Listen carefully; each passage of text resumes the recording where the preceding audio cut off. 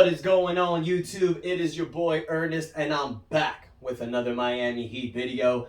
Feels great to say that. Guys, I want to thank you so much for your continued support. I hope everybody's had a great summer, great fall so far. I hope you and your families are healthy and staying blessed. But we're here to talk about what we love most, and that is Miami Heat basketball. And guys, I want to talk about the start of the 2022 season. I know we're 7 games in, but I think there's just one word to describe this Heat team so far, and that is, wait for it, damn! I mean, seriously, is there any other better word to say than damn? I mean, this Miami Heat team has blown through all expectations of what they would do this year. I mean, to start off with a 6-1 record at top of the Eastern Conference, there's no other word to use but damn. This Miami Heat team is looking great, guys, and I want to talk a little bit about why I feel this success will continue. But first and foremost, let's talk about that game last night. The Miami Heat beat the crap out of the Dallas Mavericks. I mean, there's no better way to say it. The Heat won 125-110 on the efforts of guys like Jimmy Butler, Tyler Hero, Bam Adebayo, and Kyle Lowry. All men got over 20 points.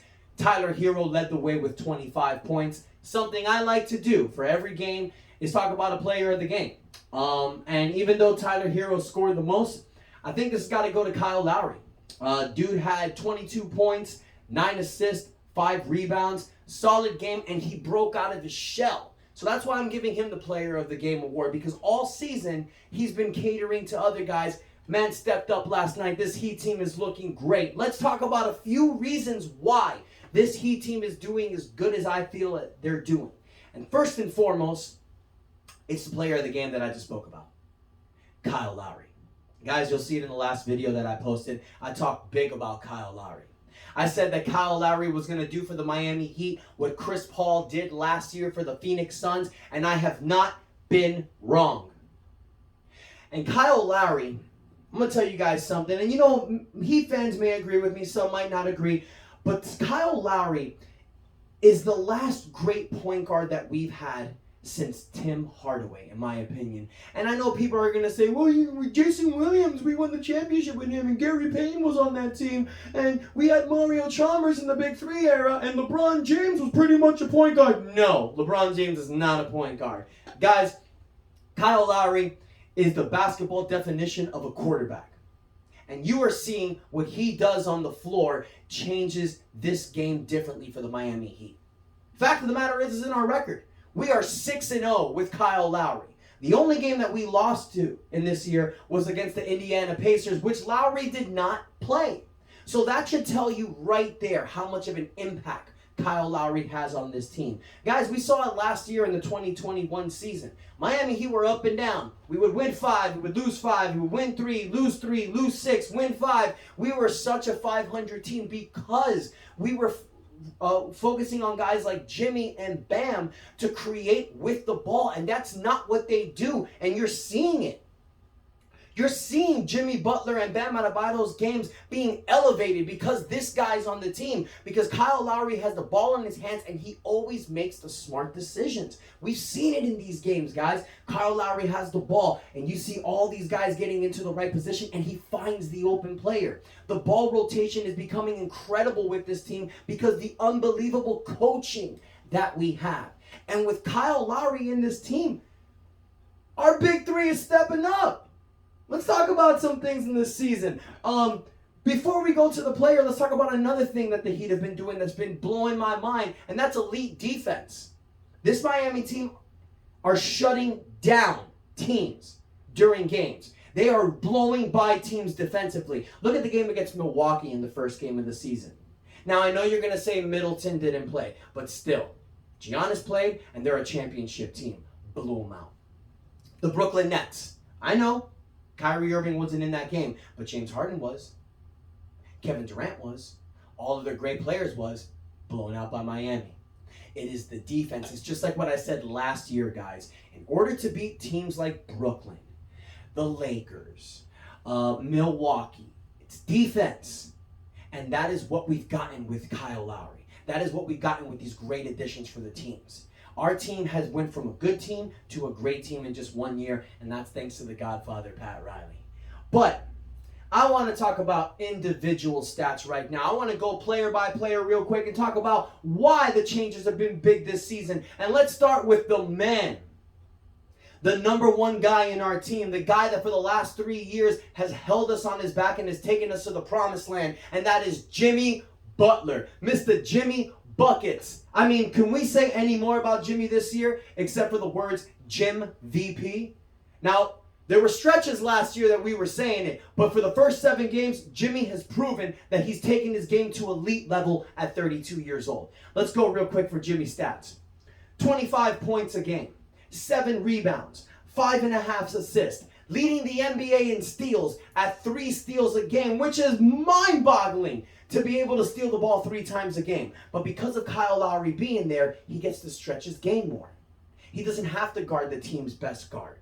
He can stretch his defense out and create himself in the best spot to pick these balls. Incredible. Then you got Tyler Hero, my man right here. After a sophomore slump last season, he's showing everybody that he's just as good as Luka, Trey, and DeAndre. I know the comments he made at the beginning of this year, everybody was making fun of it, but he's showing it off, man. Dude's averaging 22 points a game, never averaging the 20s. He's up there, our second leading scorer. He's averaging 6.5 rebounds, almost 5 assists. He is showing elite levels of what he can possibly become. Now, Tyler's not elite by any means necessary. He's not there yet, but he's showing styles of it. He's showing that he can be our team's number 1 scorer. Because when the ball's in his hands, whether it's from out deep or driving in, he knows how to get a score. So Tyler Hero is breaking that shatter of, oh man, it sucks we didn't trade him for James Harden. No, I knew that wasn't a good idea. He's going to develop and he's going to get a lot better, and he is showing it right now. And then you got my man, Bam Adebayo, averaging 20 points a game, 14 rebounds. 14 rebounds. My man has never come close to that. Why is he able to do that? Let's go back. Kyle Lowry. Guys, you're seeing what Kyle Lowry's involvement in this team is doing for Jimmy, Tyler, and Bam. So this was a great addition bringing him in because with the ball in his hands, he makes the right decision and set these 3 guys up to score. Then in the defensive side, he's covering the team's best guard, point guard usually. So this gives these guys the freedom and control to play their game. And that is why getting Kyle Lowry this offseason was an incredible move. Let's talk about Kyle real quick. Now, you look at his numbers on the stat sheet, and you think we paid this guy $30 million a year, $28 million a year, and you're thinking, you know, the numbers aren't matching. He's 35 years old. He's averaging 10 points a game. He's averaging 7.5 assists. Are those max numbers? Maybe not. But look what he does on the court. Look how he sets everybody up. He takes charges. He led the NBA in charges last year. He's elite defensively. He can hit open shots. Yesterday, he knocked down 22 points in his 7th game in the season. The great thing about Kyle Lowry is that he's not trying to score. He's trying to make everyone else better. And then he'll get his own. Because what happens is that when everybody starts going, just like last night, you start focusing on these other guys, and then it gives you time to create. And that's why Kyle Lowry is one of the smartest players in the NBA.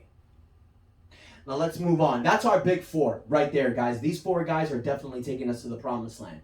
But as we've learned in the past, being Miami Heat fans, even though you got a big 3 like LeBron, Bosh, and Wade, to win championships, it's about the role players.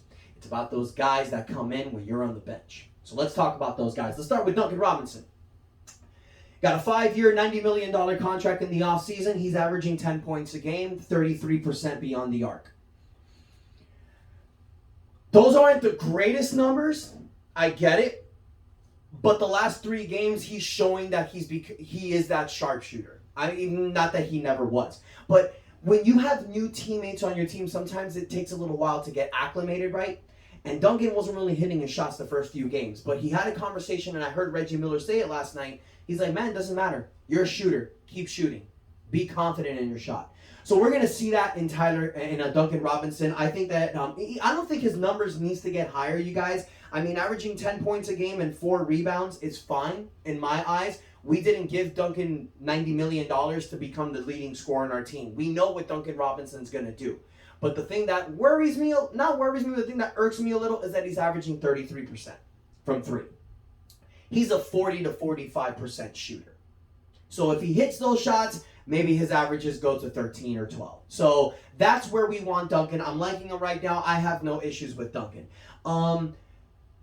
Markief Morris is another guy that I love. He's averaging 7.7 points a game, 3 rebounds. But what I love about Markief is that he's 6'9". He's great next to Bam. He closes out games next to Bam, which is perfect. He can cover the 5. He can cover the 4. He can hit the open 3-point shot. And that dude can get his own shot. When he's down there in the perimeter and you just lob him the ball and he's on a one-on-one, he can score.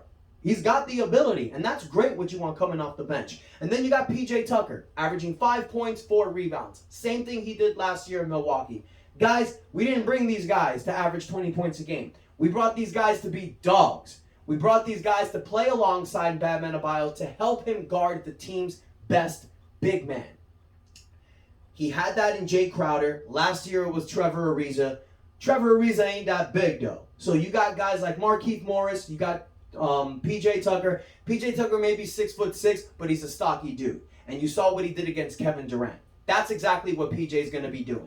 He's going to be guarding the other team's best 4 or 3 or something like that. But it's great to have him with us.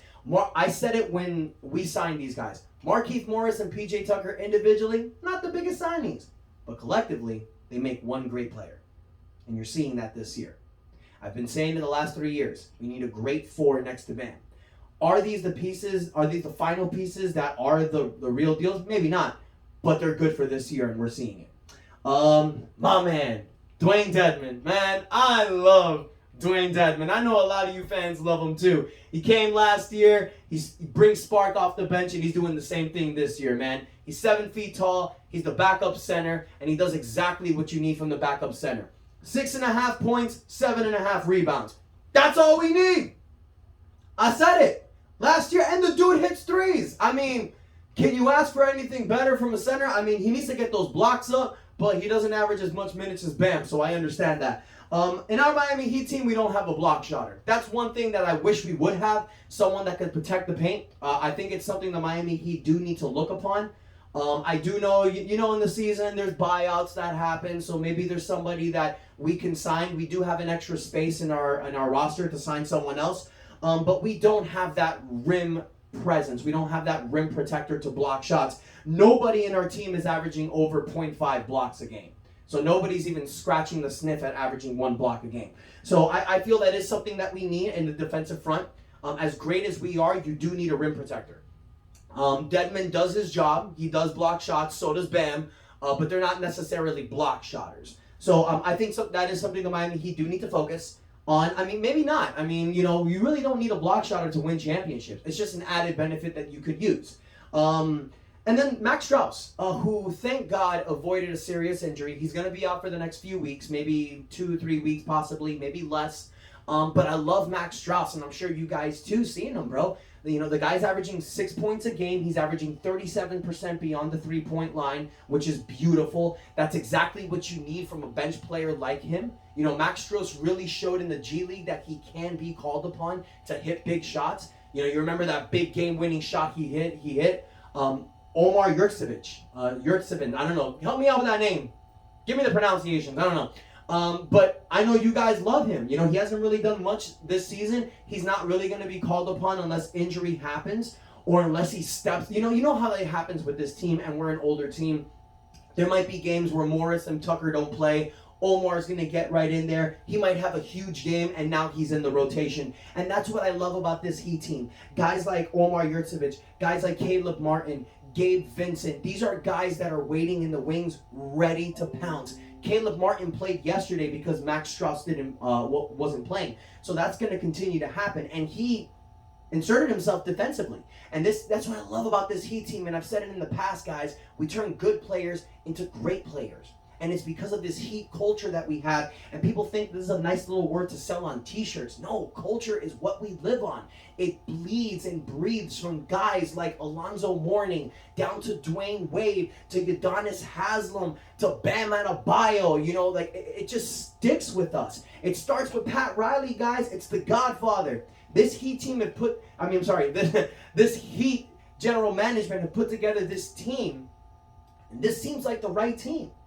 Now, look, there's a couple other talks out there. You know, you got guys like Marvin Bagley and John Wall that are disgruntled, that are going to get a buyout. And when they get a buyout, there we are waiting in the wings. I do believe that we might need just one more player. But we do have that player, guys. Victor Oladipo. He's going to come back. And when he comes back, guys, it's going to be insane. Because I know people might think, oh, when Oladipo comes back, he's just going to take time from players. Man, Spoelstra's going to figure that out. It might hit Max Strauss. It might hit him. It might affect Duncan Robinson a little bit, maybe. I don't think there's no need to have it affect Tyler Hero's minutes. Victor Oladipo will come back and will basically be the seventh man off the bench. You know, you got Tyler and Victor. I don't know how that's going to work out, but trust me, Spoelstra's going to make it work.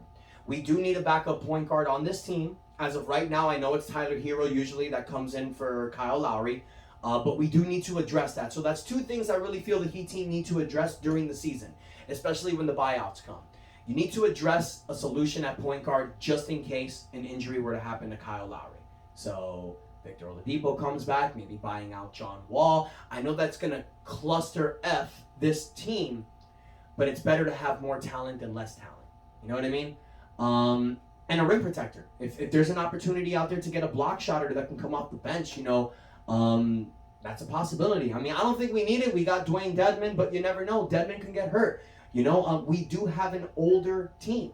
So you do need assurance in case if something were to happen, because the Miami Heat are legit contenders, guys. That's what I want to say. We are showing that we are legit contenders. Now, it's only been 7 games in the season, but we're atop of the East. And I don't see anything happening. And the only thing that can stop us, the only thing that can derail us, is the thing that's derailed us pretty much almost every year since the Big Three eras. And that's injuries.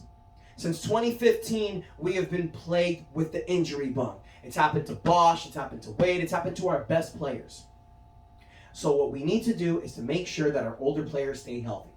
Giving games off maybe sometimes. It sucks, but you got to do what you got to do. Because come playoff time, this Heat team is going to create damage. Because I'll be honest with you guys, I don't see threats in the East. I see a wide open Eastern Conference. Yeah, you got Brooklyn and Milwaukee. They're the top dogs. They both went to the Eastern Conference Finals, but they're bleeding. Then you got Chicago. Chicago's a dominant team. They're showing with their big four, they can compete.